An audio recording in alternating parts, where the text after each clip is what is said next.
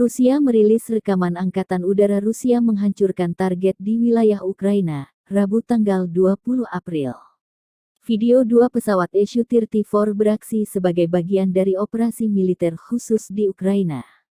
Pasukan Dirgantara Rusia melakukan serangan udara terhadap struktur formasi dan depot nasionalis jangka panjang yang dibentengi dengan senjata dan amunisi, termasuk yang buatan asing.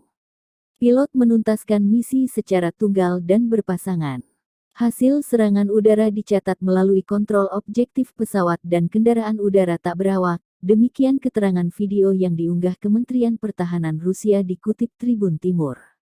Su-34 adalah pesawat pengebom berkursi ganda mutakhir buatan Rusia. Pesawat ini tercatat masuk Dinas Angkatan Udara Rusia pada tahun 2014.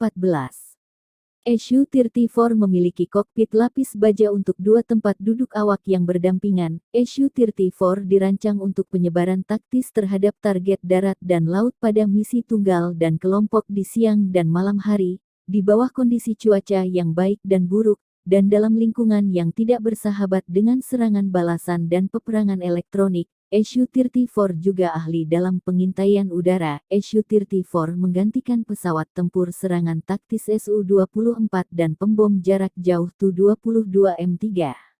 Dalam 24 jam terakhir, Angkatan Udara Rusia berarti menembak jatuh 6 kendaraan udara tak berawak Ukraina di udara di atas Podvisoko, Chistovodovka, Yakovenkovo dan Pokrovsko.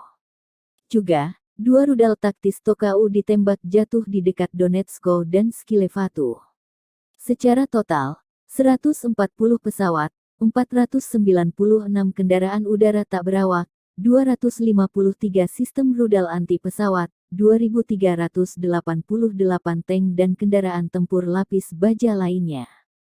Juga 256 sistem peluncuran roket ganda, 1029 artileri lapangan dan mortir, serta 2.232 unit kendaraan militer khusus dari Angkatan Bersenjata Ukraina dihancurkan selama operasi tersebut, kata juru bicara Kementerian Pertahanan Rusia Mayor Jenderal Igor Konasenkov dikutip Tribun Timur Rabu tanggal 20 April tahun 2020.